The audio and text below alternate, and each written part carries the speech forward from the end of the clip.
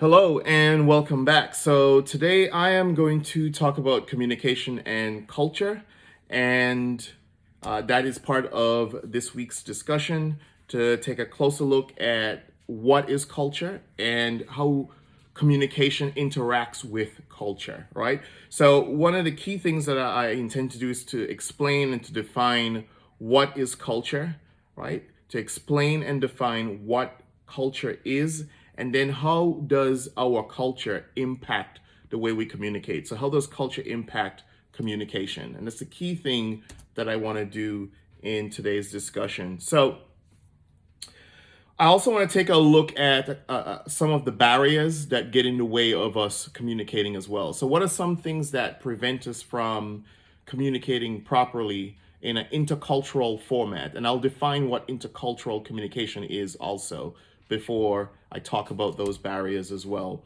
So the first thing is to define what is culture. So various texts and different philosophers and stuff like that will define culture as a learned system, right? Keep in mind that culture is learned. It is not something that you're born with.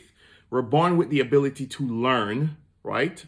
For the most part, in different ways, right? But we're born with the ability to learn. And then culture is something that we then learn. So it's a learned system of thought. So we learn how to think a certain way, right? So culture is not something that we naturally have. It's something that we learn as we're growing. We learn culture. And then it is something that typically belongs to a large group of people. So it's a system of thought that we learn, and it typically belongs to a large group of people or associated with a large group of people. So we're talking about shared beliefs, values, and practices of this large group of people, right? We're talking about shared beliefs, values, and practices of this large group of people. All right, so how do we learn culture? So we learn culture by communicating with others, and that begins in the home, right? Our first access to culture is in the home that we grow up. So we hear what our parents say, we see what they do, our family members, right? And then it extends now to when we get to school and in our community. If you're interacting with people in your community as a child, growing up, playing as a teenager, or whatever the case is. But that first interaction begins at home. So that's how we start to make sense of and learn what culture is. Really, we're developing identity is what's going on. We're developing our identity. And so that's why a lot of times you'll hear people say, be careful what you say to children, right? And then we then express what we learn through communication. So when you're expressing something, it is clearly associated with your beliefs, your values, your practices, and that is culture. So our expression, right, when we're communicating in an essence, we're communicating culture or cultural beliefs or practices, the values that we have. That's how people would look at it. Now, all these beliefs and values and practices, they lead to something. They lead to developing what is considered a framework, right? Our worldview, a framework. So how do we see things because of who we are? What causes me to see someone who is Christian a certain way, or Muslim a certain way, or gay a certain way, or female or male, or whatever the case is? What in my cultural upbringing causes me to have a certain framework through which I see people's actions and behaviors, and people across the world, people who are in different cultures, perhaps to the one that I grew up in. That's our cultural framework. All right, now intercultural communication. I said I would talk about that. In intercultural communication, right? Intercultural communication is communication between people from different cultures, right? So who obviously will have different worldviews. Because if you're from a different culture, there's a high opportunity, a great chance that you will have a different worldview. Of course, you're going to see things similar with people, but there's also a good chance that you're going to have some significant different worldviews depending on the culture that you grew up in. So if you grew up in a culture where men are more dominant within that culture and women are seen as having to have a certain role, then you as a male might interact with a female from a different culture with that type of mindset. See, that's what the framework that I'm talking about. And your communication is an action then of that culture that you grew up in that caused you to then see women as perhaps having to play a certain role, and vice versa, right? You can pick any topic and you can put that in there. Now, because of technology, because of globalization, businesses now being easily, across the world, multinational companies showing up in different parts of the world, people working in different parts of the world, people travel a whole lot more. Social media technology exposes us to so much more, so many different places that we have never been and perhaps will never visit, but we're still able to interact with them through some type of technology and social media. We've seen through all those things that the world has become a more diverse place. Immigration, migration, people moving in different parts of even within a country, right? Or to other parts of the world, to other countries with completely different cultures. So we live in a much more mobile society than we used to live in 30, 40, 50 years ago, as we see all those things that we talk about taking place. Right, mediated media and TED, so mediated communication gives us regular exposure to people from different cultures. And that's where I'm talking about the social medias and all that type of stuff, technology and all that, giving us more of an insight into how other people live and the different practices and beliefs that other cultures have, right? Stuff that we're now exposed to that perhaps we would not have been previously exposed to. All right, so communication and culture is cultural variations are always present when we're talking about communication and culture. Cultural variations are always present. And these cultural variations, they play out along a continuum and are not absolute. So cultural variations play out along a continuum and they're not absolute. And what that means is that no two people are alike. So it doesn't mean that because you are an American that you behave, or all Americans are supposed to act alike or be alike or whatever the case is, because that is not the case. It plays out along a continuum. It's not absolute. No two people, even if they are from the same culture, and you can think of any example, you can come out of the same neighborhood, but that doesn't mean that you're going to be exactly like everyone who comes out of that neighborhood, because then still there's some individual and unique factual situations that play into it. And then there's also a matter of choice, right? And that's always something that could be debated, but it's not a continuum. Now, there are some cultures that are considered high-tech cultures, and they interpret messages differently. So there's some places where people use time and place and relationships to be able to communicate how they feel about you, depending on how they grew up, right? So for example, instead of, if you're in a high context culture, I will not tell you necessarily that I want to break up with you if we're in a relationship. What I would do is I would use time as the element to indicate that I will spend less time with you, or I will not respond to you the way I used to. I will take longer to respond to you. And so that should give you an idea that I'm perhaps not interested in that relationship anymore. Or I would use place. I wouldn't go certain places with you again, or take you certain places again. And that should give you an idea that perhaps I'm not interested in that relationship again. And that happens in high context cultures where people use subtle cues to be able to indicate how they feel about you or something.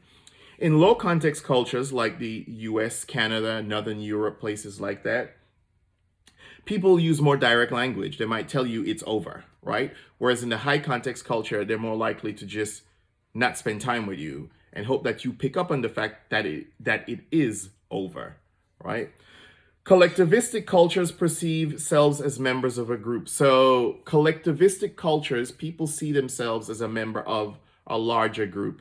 And collectivistic means that you'll see a lot of where families live together, large families living in the same roof or in smaller houses in the same yard, right? Sharing a very similar space, right? And it's this whole element of family, this whole idea of privacy and all that type of stuff might not necessarily be the first thing that you would gravitate to or see within a household like that, because everyone lives together. So collectivistic cultures, there's a tendency to think that they're more for each other. People are more for each other. It's more about the family than the individual in collectivistic cultures. Right. Now, in every culture, there's smaller cultures that exist, and they're called co-cultures. So CO hyphen culture, right? Smaller cultures that exist within the larger culture. So we have the American culture, and then within the American culture, we have men, we have women, we have Hispanics, we have the LGBTQ community, we have African Americans, and the list goes on. People who are religious, people who are not religious, different ethnicities. It just goes on and on. And all those other small groups that people can be in are considered subcultures. So no person is just one culture, right? None of us is just one thing. We're a combination of things, and it's from those combination of things that we then develop our identity. Those smaller co-cultures do play a role. Right. I talked a little bit about individualistic cultures just to kind of stress on it just a little bit more. In individualistic cultures, right, people value individuality. And America will be one of those places that's considered to be an individualistic culture where people value their individuality. You might hear this, I need my space more, that type of stuff in an individualistic culture. Where there's more autonomy, people crave more privacy. As I was saying, in a collectivistic culture, the whole element of privacy, you might not get a lot of that because you have big families living together. People are not necessarily craving privacy, or at least it's not discussed in that particular type of way. Right. So in masculine cultures, research says that we place value on assertiveness, on achievement, ambition, and competitiveness, right? So in masculine cultures, we place emphasis on assertiveness, on achievement, ambition, and then on competitiveness. Those are the four things you can agree to disagree on that, but that's what research says. In feminine cultures, we place more value on nurturing relationships and the quality of life. So some of the countries that are considered to be more of a feminine culture would be places like Sweden and Norway. And one thing that would be pointed out in those places is the type of healthcare plan perhaps that they would have and that type of stuff. There's more focus on quality of life, right? Quality of life and not necessarily capitalism. Whereas in masculine cultures, a lot of times people want to talk more about capitalism. Everyone is on their own, that type of thing. There's a focus on assertiveness and achievement, ambition, competitiveness, whereas in those cultures, maybe not so much. And that's one way you make the distinction between a masculine and a feminine culture. Mexico, Japan, and Italy are actually considered places to be of masculine cultures. You can agree to disagree on that. That's what the research says. Two things to point out would be time orientation. That's the way that cultures communicate with time, right? Time orientation. There are two examples of it. There's the monochronic culture. An example of that is by saying that time is money. Monochronic, right? Time is money. M-O-N-O, chronic, right? Chronistic, right? So monochronistic cultures would say that time is money, right? Monochronistic. Time is money. And America would be one of those places, Great Britain, Canada, where there's this emphasis where people are very conscious of time. And then there's the polychronistic culture, which says that time is fluid, right? We'll kind of get it done when we get it done, that sort of thing, right? There's not this necessarily connecting time to money as you would in a monochronistic type of culture. Time is more fluid when it comes to polychronistic type of culture. We'll get it done when we get it done, that type of attitude. All right, so some co-cultures now, kind of understanding co-cultures a little bit more. Members share some of the general culture's system of thought and behavior. So although you are a part of the larger culture, let's say like the American culture, you're a male or you're a female or you're gay or you're straight or you're a Christian or you're a Muslim or you're whatever the case is, you're black or you're white or you're Chinese or you're whatever the case is, but people within that those smaller cultures, those co-cultures, they share something with the people in the larger group. One very thing might be, right, that you are American. And then there's, because of that, people might think a certain way. There'll be some traits that are shared, but remember, it doesn't mean that people are exactly alike. So that's something to take into consideration. So this could include race, gender, sexual orientation, and religion. Those are generations. Those are some things that some subcultures that you could also kind of put categories you can put people into. When you think of subcultures, kind of think of it in terms of a category and smaller categories that you could put people into. Those are considered subcultures. All right, so there's a theory, one of my favorites. It's called the social identity theory, and it talks about how we develop identity. And remember, early on, I said that we're developing our identity as we grow, right? That should be pretty straightforward, pretty common sense. We begin to develop our identity as we grow. Now, if we learn culture and we're developing our identity as we go, keep in mind now how important it is to be able to learn certain things, maybe what you might consider the right thing, so that the personality that you develop, the identity that you develop, is consistent with who you really want to be. And so sometimes you see some people struggle with the identity because maybe there's one thing that's being forced onto them, or they feel like they have to fit into a certain identity, but that's not who they identify with internally, but it's where they feel maybe they have to fit in as far as society is concerned. And so you'll see people will struggle with different parts of their identity as they go, and trying to make sense of who I am. Who am I? And you sometimes see people asking themselves that question, who am I? There's one thing that my parents want me to do, or whatever the case is. But as I'm learning and I'm growing and I'm figuring out who I am, I don't think this is the person that I am. And then there are these two competing identities. And then a lot of times when people struggle with their identity, that can cause chaos in different ways in their life, figuring out identity and who they are.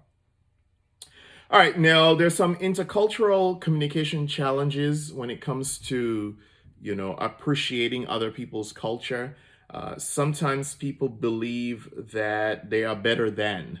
So if you feel like you're better than someone because you feel like your culture is better, then you're not going to be able to learn anything, right? You're absolutely not going to be able to learn anything. And then that's where when we're more likely to discriminate against people. We're more likely to discriminate against people when we believe that we are better than that person or those persons. Then we're more likely to discriminate against those people. Especially if in our cultural upbringing, we heard one thing, all right, and then we get what is considered behavioral affirmation and confirmation because we see one person who looks like the stereotype that we've been told behave a certain way, then we think everyone is like that because we've been exposed to one or two people who act a certain way, and then we discriminate on people based on those types of stereotypes, right? And then the whole idea of ethnocentrism, where we believe that our culture is better than the other culture. Then if you think you're better than someone, then you're certainly not going to be able to learn from them because you believe that you're better than they are. All right, so how do we improve our intercultural communication? We've got to change the way we think. That's easier said than done. But we always got to be open to learning and interacting from different people. And this is where you would have seen this video from from Adichie, where she talks about the danger of a single story. And so if we only have one story of a person and of their culture, whatever the case is, then we're more likely to stereotype that person and that culture. And so that means we need to be exposed to other things, to interact with that person or people from that culture, to truly have an understanding and be more open-minded. And that would help bring down some of the barriers that we have in situations like that. That would help to change the way we feel and perhaps change our behavior towards people that we might not be very welcoming to because of stereotypes that we have about labels, right? Labels that we have about them prevent us from interacting with them. And you've probably been in that situation too, where you have a label about someone because of a stereotype or because of what someone or what people have said about this person. And because of that label, you don't interact with them. And then you interact with them and you realize that everything that you've been told is not true, because this person doesn't seem like what other people have been saying. You know, I don't see you matching up with what other people are saying about you. You're a completely different person now that I've gotten to know you. So you can't always listen to what people are saying. Sometimes you have to get to know people. So there has to be a desire to learn about different cultures if we're going to overcome a lot of the barriers we have to intercultural communication. All right, so some things to think about is to listen effectively, right? To think before you speak, to be empathetic, and to do the right thing when it comes to working on those skills that allows us to learn and be open to interacting with other types of people. We got to listen effectively. We got to think before we speak. We got to be very empathetic. And then we've got to be able to always ask yourself, am I doing the right thing? Am I giving myself an opportunity to actually learn from this person? Right. So thank you very much for taking the time to listen to today's discussion. If you've got any questions, I look forward to receiving your questions. Until another time, don't forget, culture is something that is learned, right? And then it helps us to develop our identity. So what we learn is key to becoming who we are. Until another time, thank you. Bye.